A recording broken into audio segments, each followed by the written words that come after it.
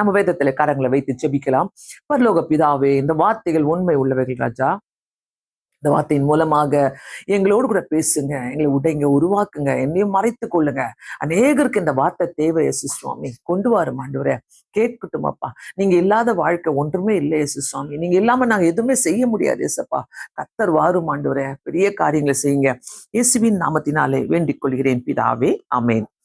Praise the Lord. கண்டிப்பாக நம்முடைய ஜெபங்களுக்கு நமக்கு பதில் அளிக்கிற தேவனா இருக்கிறார்.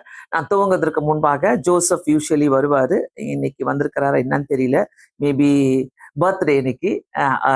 ஜெபிக்கலாம் வாங்க சேனல் மூலமாக உங்களுக்கு எங்களுடைய பிறந்த நாள் வாழ்த்துக்கள். Wish you happy blessed birthday Joseph. உங்களுக்கு வாழ்க்கையில் அநேக புதிய காரியங்களுக்கு செய்ய கர்த்தர் உதவி செய்வார். அவரோடு கூட நான் ஃபோனில் பேசுவேன். எனக்கு அநேக ஜப குறிப்புகளை அனுப்புவார். இன்னைக்கு காலையிலையும் எனக்கு அனுப்பி விஷ் பண்ண நான் அவருக்கு. ஸோ அதுக்காக நான் ஆண்டவருக்கு நன்றிகளை செலுத்துகிறேன். புதிய காரியங்களை கர்த்தர் எப்போதுமே ஆண்டவரை நேசிக்கிறவங்களுக்கு செய்கிறார். ஸோ இன்னைக்கு ஆண்டவர்கிட்ட நான் கேட்டு ஜெபித்தப்போ இன்னைக்கு கொடுத்த டாபிக் வந்து கர்த்தர்கிட்ட, இயேசுகிட்ட வந்தவங்களை கர்த்தர் எங்கேயாச்சும் யாரையாவது வெறுமையோடு அனுப்பியிருக்கிறாரா? இல்லவே இல்லை, ஒரு நாளும் கிடையாது. மனுஷன் வெறுமையா அனுப்பிடுவாங்க. பார்த்துக்கலாம், நாளைக்கு பார்த்துக்கலாம், அப்புறமா சொல்றேன். மனுஷனுடைய பதில் இப்படிதான் இருக்கும், அப்புறமா சொல்றேன், டைம் ஆகட்டும், இன்னும் ஒரு 2-3 வருஷம் கழிச்சு கூட நான் சொல்றேன். மனுஷனுடைய பதிலுக்கு காத்துட்டு இருக்கிறவங்க எத்தனை பேரு? மனுஷனுடைய பதிலுக்கு காத்துட்டு இருக்கிறவங்க வெறுமையா இருப்பாங்க. வெறுமையா தான் இருக்கும். கர்த்தருக்கு இயேசு கிட்ட வந்தவங்க ஒருத்தரும் வெறுமையா போனதே கிடையாது.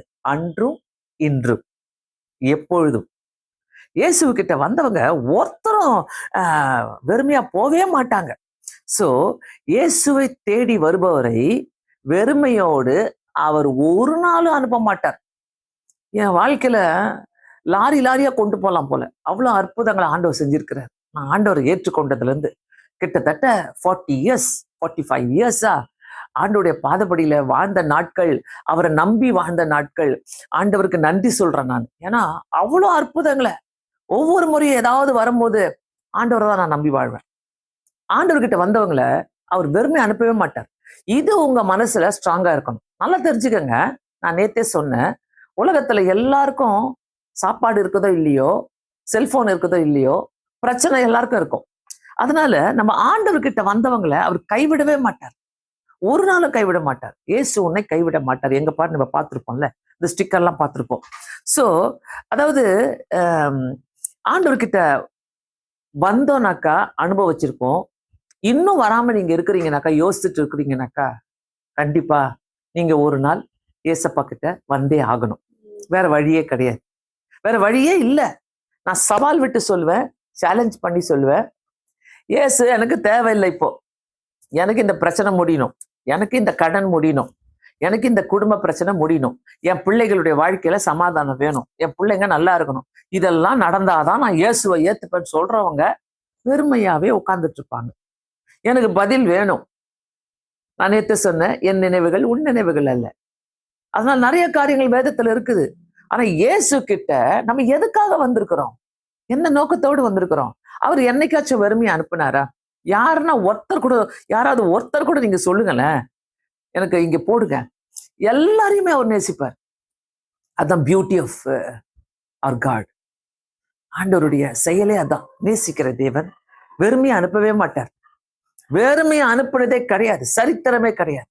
வேதத்துல எனக்கு அதிகமா நான் ரொம்ப விரும்பி வாசிக்கிறது ஏசாமியுடைய ஊழியங்களை தான். இந்த மத்தேயிலிருந்து யோவான் வரைக்கும் வாசித்தீங்கன்னாக்கா, அந்த அந்த 16வது யோவான் 16, 17 இந்த அதிகாரத்தெல்லாம் வாசிங்க. கடைசி வரைக்கும் நமக்காக ஜெபிக்கிற தேவன், அப்படியே அத்தனை அற்புதங்களை செய்த தேவன். அவரை அந்த சைடு அவர் கிராஸ் பண்ணி போனா கூட அவர் அந்த இடத்துல அற்புதம் செஞ்சுட்டு போவார். எதையோ ஒண்ணு பாக்குறாரா? சோ ஆண்டவரை பார்த்தாலே, ஆண்டவரை நோக்கி பார்த்தாலே, அதான் சொல்றாருல, என்னை நோக்கி கூப்பிடு. அவரை நோக்கி பார்த்தாலே விடுதலையும் அற்புதங்களும் அதிசயங்களும் நிச்சயமாக நடக்கும் என்பது நமக்கு தெரியும். சோ இயேசு கண்டிப்பாக நம்மளை வெறுமையாக அனுப்ப மாட்டார். ஒரு வருஷம் எல்லாருக்குமே தெரியும் இல்ல, வேதத்துல வருத்தப்பட்டு பாரம் சுமக்கிறவர்களே நீங்கள் எல்லாரும் என்னிடத்துல வாருங்கள், நான் உங்களுக்கு இளைப்பாறுதல் தருவேன். மத்தேயு 11வது அதிகாரம் 28வது வசனம். வருத்தப்பட்டு, அது பாரம் சுமக்கிறவங்க. பாரம் சுமக்காதவங்க யாரு இருக்கிறா? யாருமே கிடையாது. பாரம் சுமக்காதவங்க யாராவது இருக்கிறாங்களா இந்த உலகத்துல? எல்லாருக்கும் ஒரு விதத்துல ஏதோ ஒரு விதத்துல ஒரு பாரங்கள் இருந்துட்டே இருக்கும். வருத்தப்படாதவங்க யாராவது இருக்கிறாங்களா? அதனாலதான் ஆண்டவர் சொல்றாரு, வருத்தப்பட்டு பாரம் சுமக்கிறவர்களை நீங்கள் எல்லாரும் என்னிடத்துல வாருங்க. பிரியமானவர்களே, இது ஒருவேளை நீங்க பார்த்துட்டு இருக்கிறீங்கன்னாக்கா, தயவு செய்து இந்த இடத்துல வருத்தப்பட்டு பாரம் சுமந்து கொண்டு இருக்கிறீங்கன்னாக்கா, சும்மா வீணா சுமக்காதீங்க.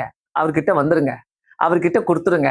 ஒன்றுக்கும் கவலைப்படாமல், பிலிப்பியர் 4வது அதிகாரத்தில் சொல்ற, ஒன்றுக்கும் கவலைப்படாமல் எல்லாத்தையும் என்கிட்ட சொல்லுங்கன்றாரு. நம்ம அவர்கிட்ட சொல்ல வேண்டியது அவருடைய கடமையாகுது. நான் இன்னைக்கு ஹைலைட்டு, கர்த்தர் யாரையுமே வெறுமையாக அனுப்புனதே கிடையாது. யாரையுமே வெறுமையா அனுப்ப மாட்டாரு. இது நம்மளுடைய மனசுல நம்ம ஏத்திக்கிட்டே இருக்கணும், நம்ம சொல்லிக்கிட்டே இருக்கணும், கர்த்தாவே நீங்க என்ன வெறுமையா அனுப்பவே மாட்டீங்க. பிளான் பண்ணுவார், சூப்பரா பிளான் பண்ணுவார், நமக்காக திட்டங்களை வகிப்பாரு. அவைகள் தீமைக்கல்ல நன்மைக்கே செய்கிற திட்டங்களா இருக்கும். நமக்கு இன்னைக்கு கவலையா இருக்கும், நான் எவ்வளவு ஜெபம் பண்றேன், கர்த்தர் என் ஜெபத்தை கேட்க மாட்டாரு, எனக்கு பதில் கொடுக்க மாட்டாரு. ஆனா நான் கேட்கிறேன், கர்த்தர் எப்படி சில பாடங்களை கத்து தருவாரு. சில we have to go through the struggles, we have to go through the pain.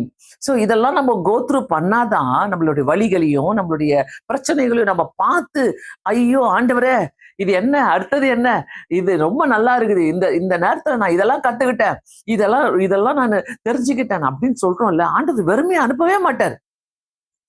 இன்னொன்னு பாத்தீங்கன்னாக்கா, அந்த சீசன், அதாவது ஒரு சீசன் பிரச்சனை கொடுக்கிற ஒரு சீசன் இருக்கும். அடுத்தது பாத்தீங்கன்னா அப்படியே மெதுவா நல்லா போகும். அடுத்த பிரச்சனை ரெடியா இருக்கும். பாத்துக்கிறீங்களா? அடுத்த பிரச்சனை ரெடியா இருக்கும். எத்தனை பேர் இதை உங்க வாழ்க்கையில உணர்ந்திருக்கிறீங்க? நான் நேற்று என்னுடைய சன்னோடு பேசி கொண்டிருக்கும் போது, என் மகனோடு பேசி கொண்டிருக்கும் போது, இது முடிச்சோன்னா இன்னொரு பிரச்சனை ரெடி ஆகுமே அப்படின்னும் போது, அந்த பிரச்சனைக்கு நம்மள மைண்ட் செட் பண்றோம். அடுத்தது யாரை கூப்பிட போறோம்? அவரை தான் கூப்பிட போறோம். சோ பிரச்சனை என்னைக்குமே ஒழியாது. ஆனா ஆண்டவர்கிட்ட நம்ம வரும்போது அவர் வெறுமையா அனுப்ப மாட்டார். இத நீங்க ரொம்ப ஸ்ட்ராங்கா உங்க மனசுக்குள்ள நீங்க வைத்துக் கொள்ளும் போது நம்முடைய விசுவாசம் இது பெருக செய்கிறது. அதனால அது அந்த அந்த அந்த அந்த வருத்தப்பட்டு பாரம் சுமக்கிறவர்களே நீங்கள் எல்லாரும், அந்த எல்லாரும் யாரு? அந்த எல்லாரும், நீங்கள் எல்லாரும் யாரு? நம்ம தான், வேற யாருமே கிடையாது, நம்ம தான்.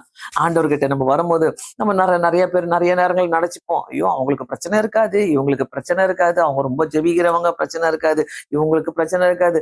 பிரியமானவர்களே, உலகத்துல எல்லாருக்கும் பிரச்சனை இருக்குது. ஆனா அவரை தேடி வரணும்னு சொல்லித்தான் அவர் யாரையுமே வெறுமையாக அனுப்புனதே கிடையாது.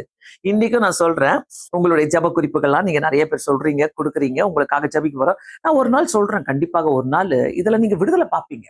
இதுல நீங்க ஒரு ஒரு பதில பார்ப்பீங்க. அது எஸ்ஸா இருக்கலாம், நோவா இருக்கலாம், வெயிட்டிங்கா இருக்கலாம், ஏதோ ஒண்ணு இருக்கலாம். ஆனா அந்த பீரியட்ல கர்த்தர் நம்மள அழகா பக்குவப்படுத்துவார் பாருங்க. ரொம்ப ஒரு பியூட்டிஃபுல் டேஸா இருக்கும். சோ கர்த்தரை நம்பி வந்தவர்களை அவர் வெறுமையா அனுப்பினதே இல்லை. என்னிடத்தில் வாருங்கள். அதனால்தான் அவரை தேடி வருபவர்களை இளைப்பாறுதல் தருகிறவர். ஆமென். இளைப்பாறுதல், மனசுக்கு இளைப்பாறுதல், என்னுடைய சரீரத்துக்கு இளைப்பாறுதல். ஐயோ, இளைப்பாறுதல் இல்லாம இந்த உலகம் பயங்கரமா அலைஞ்சிட்டு இருக்குதுங்க. இளைப்பாறுதல் கிடையாது.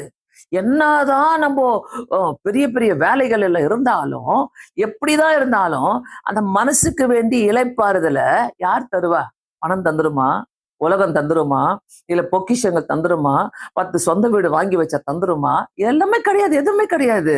அந்த இளைப்பாறுதல் கர்த்தர் மட்டுமே தர முடியும்.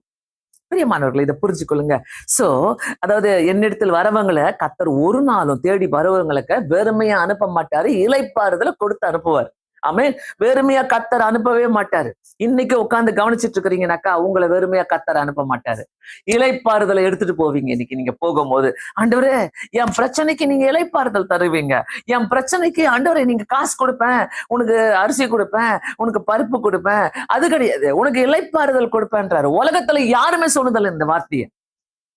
நோபடி செட் உனக்கு 1 கிராம் கோல்டு வாங்கி கொடுத்துட்றேன், உனக்கு இவ்வளவு கேஷ் கொடுத்துட்றேன், உனக்கு இதை தந்துடுறேன், அதுதான் சொல்லுவாங்களே ஒழிய, ஆண்டவர்கிட்ட வரும்போது ஆண்டவர் வேற எதனா சொன்னாரா? இல்ல. இளைப்பாறுதல தான் தருவார். வெறுமையோடு அனுப்புகிற தேவனே கிடையாது. பார்த்து கொண்டிருக்கிற அத்தனை பேருமே உங்க மனசுல இருக்கிற அத்தனை பாரத்தையும், அத்தனை கஷ்டத்தையும், அத்தனை துன்பங்களையும், ஏசப்பா நீங்க பாத்துக்கங்கன்னு ஒரு வார்த்தை சொல்லிட்டு அவர்கிட்ட விட்டுருங்க. நீங்க பார்க்காதீங்க, அந்த பக்கமே திரும்பாதீங்க, அந்த பக்கமே நீங்க கேட்காதீங்க. வேண்டாம் ஆண்டவரே, இது எனக்கு வேண்டாம் ஆண்டவரே, கண்டிச்சு சோமனுங்க. பிடிக்காத காரியங்களை அப்படியே அதட்டி ஜெபம் பண்ணுங்க. கர்த்தரால கூடாத காரியம் ஒன்றுமே இல்லை. நான் என் வாழ்க்கையில அனுபவிச்சிருக்கிறேன் பிரியமானவர்களே.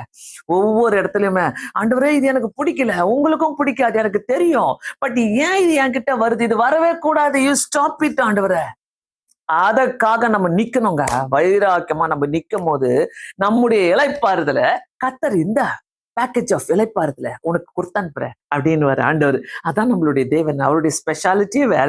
அதனால அந்த இளைப்பாறுதலை மட்டும் இழந்துடாதீங்க. வாழ்க்கையில ரொம்ப தேவையானது. நான் இன்னைக்கு பெட்டுக்கு போகும்போது ஆண்டவரே நான் இளைப்பாறுதலோடு போனேன் ஆண்டவரே, and give me a good rest ஆண்டவரே, கிவ் மீ a குட் ஸ்லீப்னு சொல்றோம்ல, அதுதான் அந்த இளைப்பாறுதலை பெற்றுக்கொள்ளுங்க. இந்த இளைப்பாறுதல் ரொம்ப முக்கியம். மனசுல போட்டு 10 காரியங்களை குழப்பிட்டு இருக்கிறதோட ஆண்டவரே நான் இந்த இளைப்பாறுதல் எனக்கு வேணும் இயேசு சாமின்னு சொல்லும் போது கர்த்தர் கேட்கிறவரா இருக்கிற பார்த்து கொண்டிருக்கிற அத்தனை பேருமே சொல்லுங்க, ஏசப்பா எனக்கு இளைப்பாறுதல் வேணும், இன்னைக்கு இளைப்பாறுதல் வேணும் என்று சொல்லுங்க.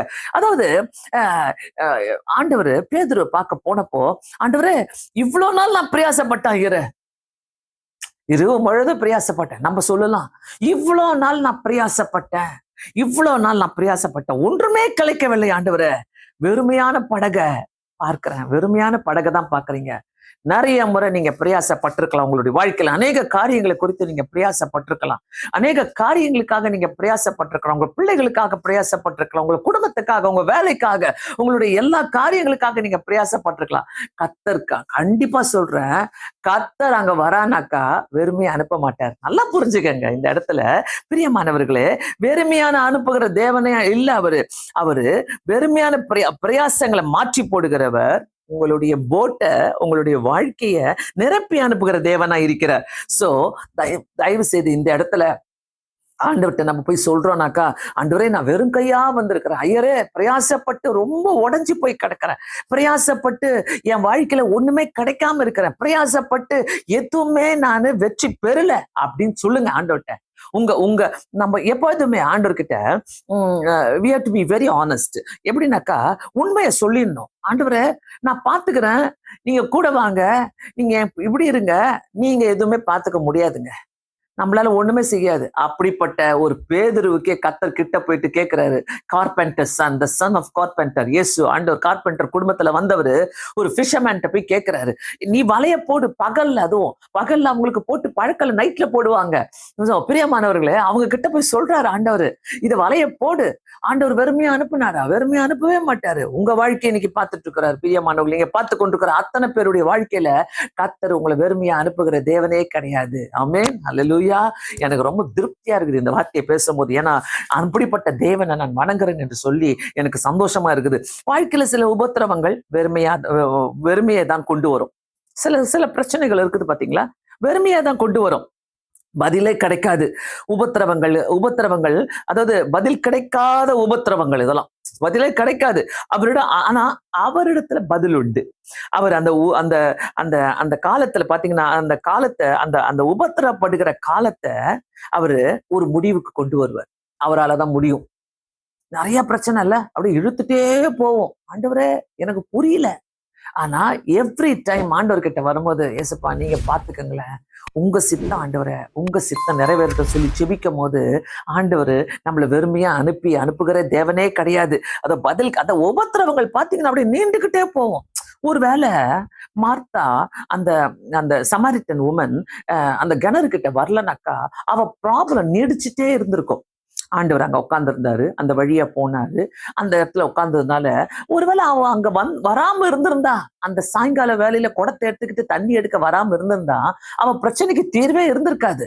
சோ எங்கேயாச்சும் ஒரு இடத்துல எய்தர் நீங்க ஆண்டவரை சந்திப்பீங்க, இல்லைன்னா நம்ம ஆண்டவரை சந்திப்போம். பிரியமானவர்களே, இந்த நேரத்துல கர்த்தர் நமக்கு உதவி செய்கிற தேவனா இருக்கிறபடியால் ஆண்டவர்கிட்ட ஒவ்வொரு இடத்துலும் நம்ம கேட்கலாம்.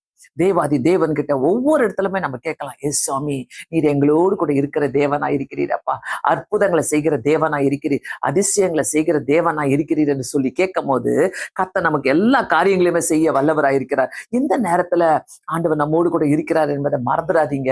ஒவ்வொரு நேரமும் கர்த்தர் நம்மளை பார்த்து கொண்டிருக்கிறார். உபத்திரவத்தை அந்த காலத்தை கொண்டு வருவார். அந்த உபத்திரவ காலத்தை முடிக்க செய்வார். 2வது வசனத்துல ஜனங்களுக்காக பரிதபிக்கிற தேவன், அவர்கிட்ட வரவங்களை ஜனங்களுக்கு அவர் பரிதபிக்கிற தேவனா இருக்கிறாரு.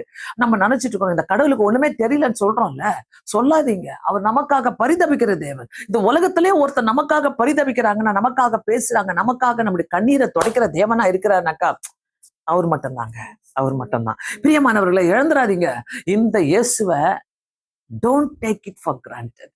இந்த இயேசுவை நான் பாவத்தையும் செஞ்சுக்கிட்டு இவர் கூட நான் வாழ்ந்துப்பேன் மட்டும் எண்ணாதீங்க. அவர் பரிசுத்தம் உள்ள தேவன். உங்ககிட்ட பரிசுத்தத்தோடு வருவீங்கன்னு சொல்லிட்டு எதிர்பார்க்கிறாரு. நிறைய காரியங்களுக்கு நம்ம எல்லைகள் போட்டாதான் அவரோடு கூட நம்ம கனெக்ஷன் வச்சுக்க முடியும். நான் ஆல்ரெடி இந்த வாரத்துல நான் அதை பத்தி பேசியிருக்கிறேன். சோ தயவு செய்து 8:2 மார்க் 8:2 அவர் ஜனங்களுக்காக பரிதபிக்கிறவர்கள். 8:2 பாத்தீங்க, 8:2 அவர் ஜனங்களுக்காக பரிதபிக்கிறவர்கள் என்னிடத்தில் இவர்கள் இப்போது என்னிடத்தில் தங்கியிருந்து 3 நாளாய் சாப்பிட ஒன்றும் இல்லாதல் இருக்கிறார்கள். 3 நாளா எங்கள்கிட்ட தங்கிட்டு இருக்கிறாங்க, சாப்பிட ஒண்ணுமே இல்லாத இருக்கிறாங்க. அவ்வளவு கரிசனையோடு சொல்றாருங்க. எல்லா மார்க், லூக்கா, யோவான் இன்னைக்கு நான் படிச்சு பார்த்தேன். சீஷருங்க சொல்றாங்க, அவங்களை அனுப்பிடுங்க ஆண்டவரே, இவங்களுக்கு எப்படி நம்ம சாப்பாடு கொடுக்க முடியும், அவங்களை அனுப்பிடு. அத மனுஷ புத்தி. தெய்வ புத்தி, தெய்வனுடைய அறிவு அப்படி கிடையாது. அவர்கிட்ட வரவங்களை அவர் சேர்த்துக் கொள்கிறாரு. ஒன்றும் இல்லாது இருந்தும் அவர் சேர்த்துக் கொள்கிற தேவனா இருக்கிறாரு. ஒருவேளை எனக்கு காணிக்கை இல்லை, நான் எப்படி நான் போடுவேன், நான் சர்ச்சுக்கு போவேன், எனக்கு பஸ்ல போறதுக்கு காணிக்க காசு இல்லை, போய் போடுறதுக்கு காணிக்கை இல்லைன்னு சொல்லலாம். நீங்க நிறைய பேர் சொல்லுவாங்க, நாங்கெல்லாம் அந்த வழியெல்லாம் நாங்க கடந்து வந்திருக்கிறோம். எங்களுடைய ஊழிய பாதையில நிறைய நேரங்கள், ஐயோ இன்னைக்கு பஸ்ல போனா, அப்பெல்லாம் எங்களுக்கு வண்டிலாம் கூட கிடையாது, பஸ்ல போனா அந்த காசை நம்ம காணிக்க போட முடியாது, அப்ப எப்படி போறது, காணிக்கைக்கு போறதுக்கு நம்ம வேற வழியா பார்க்கணும். அப்படிலாம் நாங்க வாழ்ந்த நாட்கள் உண்டு. பிரியமானவர்களே, தயவு செய்து சொல்றேன், அவர் பரிதபிக்கிற தேவனாயிருக்கிறார். நமக்காக பரிதபிக்கிற தேவனாயிருக்கிறார். அவர் கைவிடவே மாட்டார். ஒரு இடத்திலும் நம்மளை வெட்க கூட படுத்த மாட்டார். ஆண்டவர் பாத்தீங்கன்னாக்கா, அதாவது நல்லா நம்மள நல்ல பிரமிப்பா வைப்பாரு நம்மள. அதாவது நிறைய பேர் எப்படி நினைப்பாங்கன்னா, ஓ இவங்க நிறைய பெரிய ஆளு போல, இவங்க பெருசா பயங்கரமா, அவங்க பணக்காரங்க போல, இவங்க ரொம்ப நல்லா இருப்பாங்க அப்படிலாம் நினைக்கிற அளவுக்கு நம்மள பிரம்மாண்டமா வைப்பார்.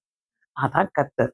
அவர் பரிதபிக்கிற தேவன். ஒன்றுமில்லாது இருந்து அவங்களுக்கு ஒண்ணுமே இல்லையே, அவங்க ஒன்றுமில்லாது இருக்கிறார்களே, சாப்பிடக்கூடும். எல்லாமே தெரியுங்க ஆண்டவருக்கு. நம்ம தாங்க அவர் யூஸ் பண்ணிக்க மாட்டோம். பிரியமானவர்களே, அவர் தயவு செய்து உங்க வாழ்க்கையில யூஸ் பண்ணுங்க. சும்மா மனுஷனே தேடிக்கிட்டு போவாதீங்க. எனக்கு ஒரு 50 ரூபாய் கொடு, எனக்கு 500 ரூபாய் கொடு, எனக்கு ஒரு 1000 ரூபாய் கொடு, எந்த பேங்க் திறந்து வச்சிருப்பான், எந்த பேங்க் 0 வட்டியில கொடுப்பான், எந்த பேங்க்ல லோன் கொடுப்பான்னு சொல்லிட்டு நம்ம அந்த பேங்க்ல தான் நம்மளுடைய கண்ணு போகுது. என்ன, எங்க போயிட்டு யார்கிட்ட நகை வச்சு காசை வாங்கலாம், அங்கதான் நம்ம காணப்போகுது. ஒன்றும் இல்லாதிருந்தும் அவர் பரிதபிக்கிற தேவனா இருக்கிறார். அதை தெரிஞ்சுக்கங்க தயவு செய்து. இந்த இப்படிப்பட்ட சீக்கிரட்டை நம்ம தெரிஞ்சுக்கினா அவர்கிட்ட தான் எல்லாத்தையும் கேட்போம். நான்லாம் பாத்தீங்கன்னா ஆண்டவர்கிட்ட தான் எல்லாத்தையும் சொல்லுவேன். எல்லாமே, எவ்ரிதிங். ஆண்டவரே எனக்கு இது பிடிக்கும், ஆண்டவரே இது எனக்கு வேணும், ஆண்டவரே இதை நீங்க செய்யுங்க அப்படின்ட்டு ஆண்டவர்கிட்ட தான் நான் எதோ சொல்லுவேன். என்னால ஒரு மறக்க முடியாத ஒரு சாட்சி இருக்குது. நான் கண்டிப்பா அதை சொல்லியே ஆகணும் இந்த இடத்துல. நானும் என்னுடைய கணவரை பாத்தீங்கன்னாக்கா ஊழியம் 3 நாள் கண்டினியூஸா அப்படி ஊழியம் முடிஞ்சுட்டு நான் வீட்டுக்கு வந்து எப்பவுமே ஃப்ரூட்ஸ் எனக்கு டேபிள் மேல இருக்கணும்னு ரொம்ப ஆசைப்படுவேன். அப்போ ஃப்ரூட்ஸே இல்லையேன்னு சொல்லிட்டு ரொம்ப டயர்டா இருந்துச்சு. சரி ஃப்ரூட்ஸ் எல்லாம் போய் வாங்கிட்டு வரலான்ட்டு நாங்க கடைக்கு கிளம்புறோம். ஒரு ஃபோன் வருது, இல்லை நீங்க இருக்கிறீங்களா இல்லையா, நாங்க வீட்டுல தான் இருக்கிறோம் சொன்ன உடனே வீட்டுக்கு வராங்க. தெரியாத முகம். அவங்க என்னை பத்தி கேள்விப்பட்டு அவங்க என்னை பார்க்க வராங்க. ஸோ வீட்டுக்கு வரும்போது பாத்தீங்கன்னாக்கா கார்ல இருந்து இறங்குனாங்க. நான் வெயிட் பண்ணிட்டு இருக்கிறேன். டிரைவர் பேக கொண்டு வராரு. அதான் எப்படி என்ன கொண்டு வரானாக்கா, 5 kilo orange, 5 kilo apple, 5 kilo வேற பழங்கள், இந்த பொமோகிரானேட், 5 கிலோ வாழை. எதுக்கு என்ன சீர்வரிசை கொண்டு வர மாதிரி யாரோ தெரியாதவங்க என்னை பத்தி கேள்விப்பட்டுட்டு இவ்வளவு ஃப்ரூட்ஸா வாங்கிட்டு வருவாங்க. ஆண்டவருக்கு தெரியும், நீ எனக்காக உழைக்க போனல, நான் அதை I will take care everything. So பரிதபிக்கிற தேவனை என்னைக்குமே விட்டு விடாதீங்க. அவர் நம்ம கூட இருக்கிற தேவனா இருக்கிறார். அதனால இந்த தேவனை உங்க வாழ்க்கையில தயவு செய்து ஏற்றுக்கொள்ளுங்க. ஒருவேளை நீங்க தெரியாம இருக்கிறீங்கன்னாக்கா, ஒரு உலகத்தெல்லாம் பார்த்து குறை சொல்லிட்டு உட்கார்ந்துட்டு இருக்கிறீங்கன்னாக்கா, உங்களை பாருங்க. உங்களுக்காக உங்களுடைய வருத்தத்தை, உங்களுடைய கஷ்டத்தை, உங்களுடைய பரிதபிக்கிற காரியங்களை ஏசப்பா நீங்க பார்த்துட்டு இருக்கிறீங்கன்னு சொல்லி அவர்கிட்ட கொடுங்க. 3வது வசனம் அதுலயே பாத்தீங்கன்னாக்கா, அவர் தூரத்திலிருந்து வந்தவர்களை, இவர்களில் சிலர் தூரத்திலிருந்து வந்தவர்களா. இவர்களில சிலர் தூரத்துல இருந்து வந்தார். நீ கிட்ட இருக்கிறியோ தூரத்துல இருக்கிறியோ எங்க இருந்தாலும் கர்த்தர் உங்க பக்கத்துல இருக்கிறார் நீங்க கூப்பிடும் போது. சோ அந்த தேவனை நான் ஏன் விட்டுணும், நான் ஏன் விடணும், அந்த தேவன் என்னோட கூட இருக்கிறாரு. சோ தூரத்துல இருந்து வந்திருந்தாலும் எப்படி இருந்தாலும், ஆண்டவரே எனக்கு சர்ச்சு தூரமா இருக்குது, எனக்கு போக முடியாது, ஆண்டவர்கிட்ட வந்திருக்கேன் அவ்வளவுதான். ஆண்டவர்கிட்ட போகும்போது அவர் நமக்காக எல்லாவற்றையும் செய்கிற தேவனா இருக்கிறார். அதே மூன்றாவது வசனத்துல வந்தவர்களாய் நான் இவர்களை பட்டினியாய் வீட்டிற்கு அனுப்ப விடாமல், பட்டினி அனுப்புனாரா? ஆண்டவர் ஏன் அந்த இடத்துல உட்காந்து அவ்வளவு கரிசனையோடு அவங்களுக்கு சாப்பாடு கொடுத்து 3 நாள் மீட்டிங் முடிஞ்சிச்சு, 3 நாளா என் கூட இருக்கிறாங்கன்றாரு. அந்த 3 நாள் மீட்டிங் முடிச்சு அவங்க அனுப்பி விட்டுறலாம், போற வீட்டுக்கு தானே போறாங்க, வழியில போய் சாப்பிட்டுக்கிட்டோன்னு இல்ல, அவங்களுக்காக பரிதபிக்கிறாரு, அவங்களோடு கூட அவங்களுக்காக பேசுறாரு, அவங்கள சொல்றாரு, அவங்க பட்டினியா வீட்டுக்கு நான் அனுப்ப மாட்டேன்றாரு. அனுப்பி விட மாட்டேன், நான் பட்டினியா அனுப்ப மாட்டேன். இயேசு கிட்ட வந்து பாருங்களேன், தயவு செய்து இயேசு கிட்ட வந்து பாருங்க, ஆவி ஆத்மா சரீரம் திருப்தியோடு போவீங்க. மேபி உங்க வாழ்க்கையில நீங்க இதை மிஸ் பண்ணிட்டு இருக்கிறீங்கன்னாக்கா, this is the time for you. இதுதான் டைம் உங்களுக்கு. நீங்க ஆண்டவர் கிட்ட வாங்க. இந்த இடத்துல ஆண்டவரே நான் உண்மை நம்புறேன். அதாவது அந்த நம்பிக்கையை கொண்டு வர்றது ரொம்ப கஷ்டம். அந்த நம்பிக்கையை சாத்தான் புடிச்சு வச்சிருப்பான். நான் உன்னை நம்ப விட மாட்டேன், இயேசுவை நான் நம்ப விட மாட்டேன். எவ்ரிதிங் என்னென்னலாம் நீங்க ஜெபம் பண்றீங்களோ அப்படியே பிடிச்சிக்கங்க. ஏசப்பா இந்த அட்டைப்பூச்சி தெரியல, டைட்டா பிடிச்சிக்க மாமே அது சொல்லுவாங்க. அது மாதிரி ஆண்டவரே நான் உண்மை பிடிச்சிக்கிறேன். நீங்க தான் ஆண்டவரே, நீ தான் மாத்த வல்லவர், நீங்க தான் கொடுக்க வல்லவர். ஒருத்தருடைய பட்டினியை ஆண்டவர் புரிஞ்சுக்கிறாருனாக்கா ஏன் நம்மள புரிஞ்சிக்க மாட்டாரு? அத்தனை பேர் ஜனங்களுடைய பட்டினி தனத்தை அவர் புரிஞ்சுக்கிறாருனாக்கா அவரு எல்லாவற்றையும் புரிந்து கொள்கிற தேவனா இருக்கிறார். 3வது வசனத்துல அவர்கள் வழியில சோர்ந்து போவார்களே. ஐயோ, நம்மளுடைய வழியில எல்லாம் நிறைய பேர் சோர்ந்து போய் கிடக்குறோம் தெரியுமா? நிறைய பேர் எத்தனை முறை இன்னைக்கு அப்படியே ப்ளூமிங், நாளைக்கு சோர்வு, இன்னைக்கு பாத்தீங்கன்னா அப்படியே பிரைட்டா இருக்கும். எதுக்கு என்னத்துக்கு ஏதுக்குன்னு தெரியல. நம்மளுக்கு பிடிச்சது கிடைச்சிருச்சா, நம்மளுக்கு பிடிச்சது நடந்துச்சா, அப்படியே ப்ளூம், அப்படியே சந்தோஷமா, அடுத்த நாள் புஸ்கன் ஆயிடும். அப்படி ஒண்ணுமே இருக்காது, உடனே ஒரு சோர்வு.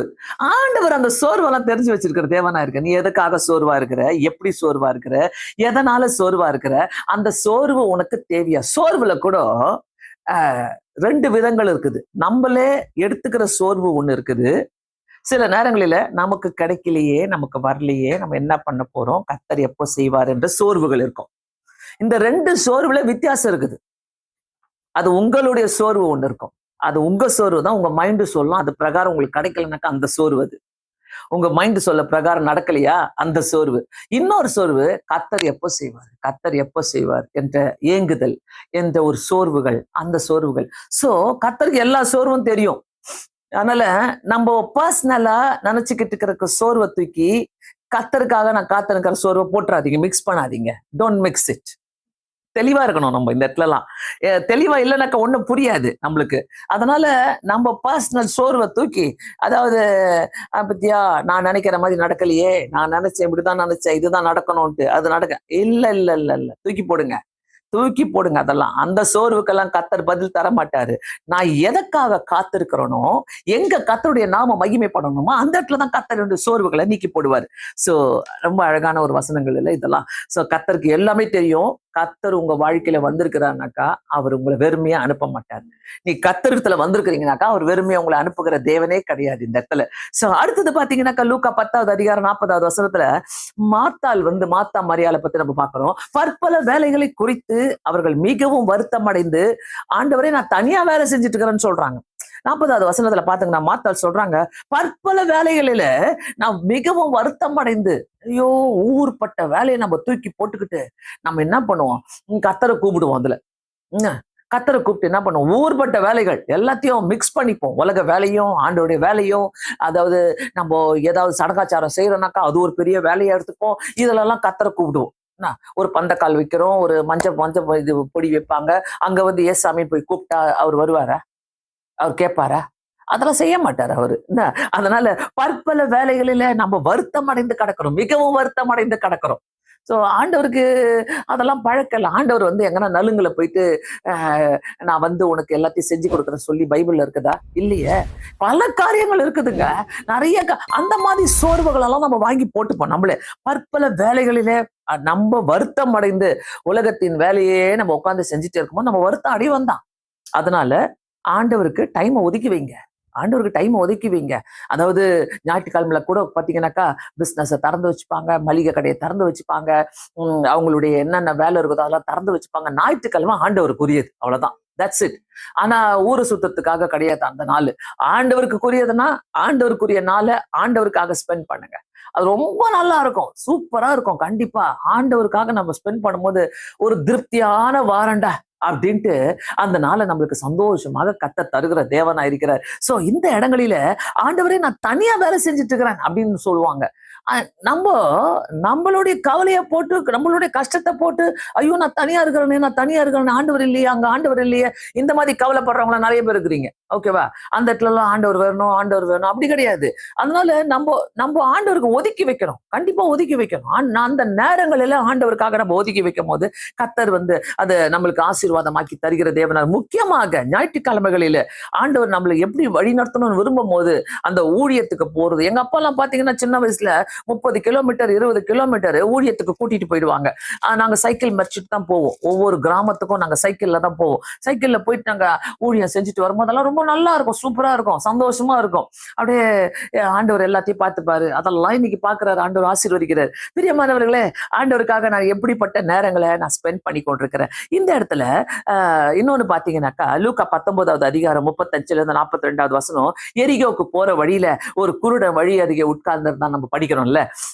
36வது வசனத்துல ஜனங்களுடைய நடக்கிற சத்தத்தை கேட்டு அவன் கேட்கிறான், யார் போறான் இங்க, யார் போறா? இயேசு கிறிஸ்து போறாருன்றாங்க. சோ நம்ம ஆண்டவரை தேடி போறதோட அவர் கூட நம்மளை தேடி வருகிற நேரங்கள் உண்டு. அந்த நேரத்தை மிஸ் பண்ணாதீங்க. சோ ஆண்டவர் வெறுமையா அனுப்புறான்னா நான் ஆண்டவர்கிட்ட போனாதான் நான் நிரப்பிக் கொள்வேனா? ஆண்டவரே சில நேரங்களில இயேசு கிறிஸ்துவே நம்மளை தேடி வருகிற நேரங்கள் உண்டு. இந்த இடத்துல பாருங்க, அந்த எரிகோ வழியா போறாரு அவரு. இயேசு போகிறார் என்று அவனுக்கு அறிவித்தார்கள். அப்போது உடனே அவன் காதுல தாவீதின் குமாரனை எனக்கு இறங்கும் என்று கேட்கிறான். உடனே அடுத்த மூமெண்ட் யார்கிட்டையும் கெஞ்சல, எனக்கு அந்த அந்த ஒரு இதை வாங்கி கொடுங்க, எனக்கு ஒரு அப்பாயின்மெண்ட் வாங்கி கொடுங்க, நான் இயேசுவை பார்க்கணும், எனக்கு ஒரு டைம் கொடுங்க, எப்படியாச்சும் அவர்கிட்ட நான் பேச முடியும், அதெல்லாம் கேட்கவே இல்லை. யாருங்க போறா? சத்தம் கேக்குது. அந்த சத்தத்தை கேட்ட உடனே அவன் உணர்ந்த இயேசு போகிறார் சொன்ன உடனே தாவீதின் குமாரனே இறங்கும் என்று கேட்கிறான். பியூட்டிஃபுல்ங்க அந்த வார்த்தை. அந்த இடம் ரொம்ப எனக்கு so much I was touched by that word. ஏன்னாக்கா அவனுக்கு வேற எதுவும் தெரியாது. இவர் அற்புதம் செய்கிறவர் தெரியும், ஆண்டவர்கிட்ட வரவங்களை அவர் விட மாட்டாருன்னு சொல்லி தெரியும். அந்த அற்புதம் செய்கிறவர் அந்த சைடு போறாரு. உங்க வழியா இயேசு கிறிஸ்து வரார் என்றால் தயவு செய்து ஆண்டவரே, தாவீதின் குமாரனே, இவ்வளவு பெரிய பிரச்சனையில நான் இருக்கிறேன், இவ்வளவு பெரிய நான் கஷ்டத்துல இருக்கிறேனே, எனக்கு இறங்கும் என்று சொல்லும் போது அது என்ன பியூட்டினாக்கா 39வது வசனத்துல இயேசு நின்று அவனை தம்மிடத்தில் கொண்டு வரும்படி சொன்னார். அதுதாங்க இயேசு கிறிஸ்து வெறுமையா அனுப்புகிற தேவனே கிடையாது. இந்த நேரத்துல பார்த்து கொண்டிருக்கிறீங்கனாக்கா தயவு செய்து உங்க பிரச்சனையில நீங்க உட்கார்ந்துட்டு இருக்கிறீங்க, உங்க கஷ்டத்துல உட்கார்ந்துருக்கீங்க, உங்க கண்ணீர்ல உட்கார்ந்துட்டு இருக்கிறீங்க, உங்க கவலையில உட்கார்ந்துட்டு இருக்கிறீங்கனாக்கா இஸ் கம்.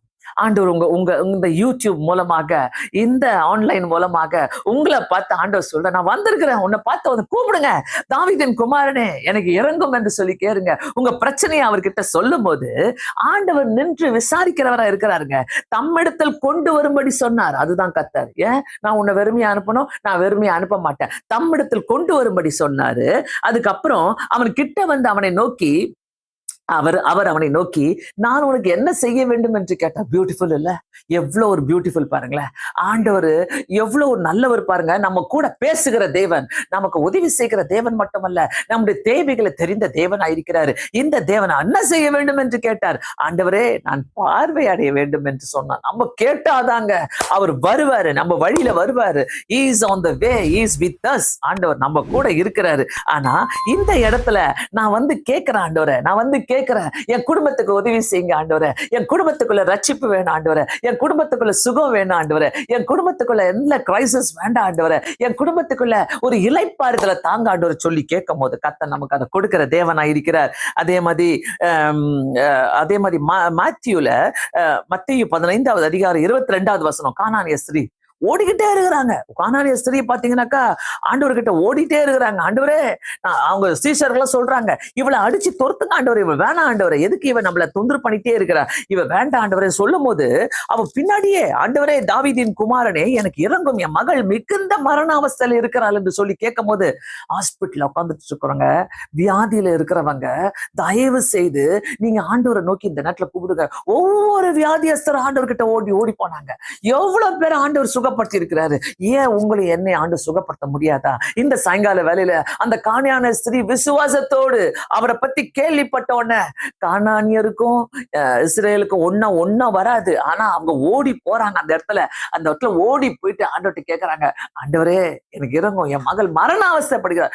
எவ்வளவு தடைகளை தாண்டி அந்த இடத்துல ஆண்டவர்கிட்ட போய் கேட்கிறா. ஆண்டவர் சொல்றாரு அந்த 28வது வசனத்துல, உன் விசுவாசம் பெரியது, நீ விரும்புகிறபடியே ஆக கடவுது என்றார். எவ்வளவு அழகான வார்த்தை. பிரியமானவர்களே, யாரையாச்சும் வெறுமையை அனுப்புனாரா கத்தரிங்க? ஒருத்தரை கூட வெறுமையை அனுப்பவே இல்லை. ஒருத்தரை கூட வெறுமையை அனுப்பவே இல்லை. ஏன்? யோவான் 11வது அதிகாரம் 39வது வசனத்துல இருந்து பாத்தீங்கன்னாக்கா, லாசரு கிட்ட போகும்போது, யோவான் 11வது அதிகாரத்துல லாசரு கிட்ட கத்தர் போகும்போது, லாசரு இறந்துட்டான்னு சொல்லிட்டாங்க. ஆண்டவரே அவன் இறந்துட்டான். ஆனா அந்த இடத்துல 39வது வசனத்துல இயேசு கல்லை எடுத்து போடுங்கள் என்றார். ரொம்ப அசால்ட்டா வந்து சொல்லிட்டாருல. என்ன இவரு, நான் உடனே சொல்றாங்க, ஆண்டவரே நாரும் 4 நாள் ஆயிடுச்சு, நாரி போக ஆண்டவரே, எப்படி ஆண்டவரே அப்படின்னு சொல்லும் போது அவர் சொல்றாரு, நீ விசுவாசித்தால் தேவனுடைய மகிமையை காண்பாய். ஆண்டவரை வெறுமையை அனுப்புனாரா? உயிர் தழ வச்சுதான் அனுப்புனாருங்க. லாசரை எழுப்புறாரு, லாசருவே வெள்ளவா அப்படின்னு சொல்லிட்டு லாசருவை வெளியே கூட்டிட்டு வந்து அவர் எழுப்பி பெரிய அதிசயங்களை செய்கிறாருங்க. இந்த நாளில இயேசு கிட்ட நீங்க வந்திருக்கிறீங்கனாக்கா, வரீங்கனாக்கா, அவர் வெறுமையை அனுப்பவே மாட்டாரு. பார்த்து கொண்டிருக்கிற ஒருத்தருமே இந்த இடத்துல தயவு செய்து இந்த ஆன்லைன்ல இருக்கிறீங்கனாக்கா, கர்த்தர் எனக்காக அற்புதம் செய்கிறவர், என்னை வெறுமையை அனுப்புகிற தேவனே கிடையாது. நான் இதற்காக ஜெபித்துக் கொண்டிருக்கிறேன். கர்த்தர் அவருடைய சித்தத்தின்படி செய்கிற தேவன், அவருடைய சித்தத்தின்படி செய்யுங்க ஆண்டவர் சொல்லி கேட்கும் போது இளைப்பாறுதலை நம்ம பெற்றுக்கொள்வோம். பார்த்து கொண்டிருக்கிற அத்தனை பேருமே இந்த சேனலை நீங்க சப்ஸ்கிரைப் பண்ணுங்க, லைக் போடுங்க. ஏன்னா கர்த்தர் உங்களோடு கூட பேசுறாருல.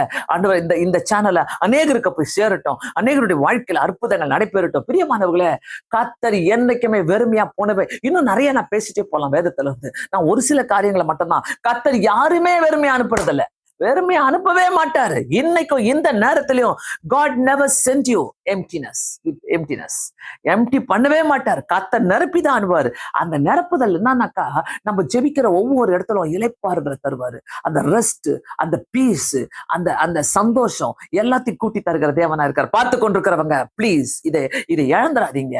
இந்த இயேசுவை இழக்காதீங்க. யாரா இருந்தாலும் ஒரு டைம் ட்ரை பண்ணுங்க. Try Jesus. இந்த தடவை ட்ரை ஜீசஸ். ஆண்டவர்கிட்ட வாங்க. அவர் வெறுமையை அனுப்ப மாட்டாரு. அவர் ஒரு நாள் வெறுமையை அனுப்ப மாட்டாரு. அப்படியே கண்களை மூடி நம்ம ஜெபிக்கலாமா?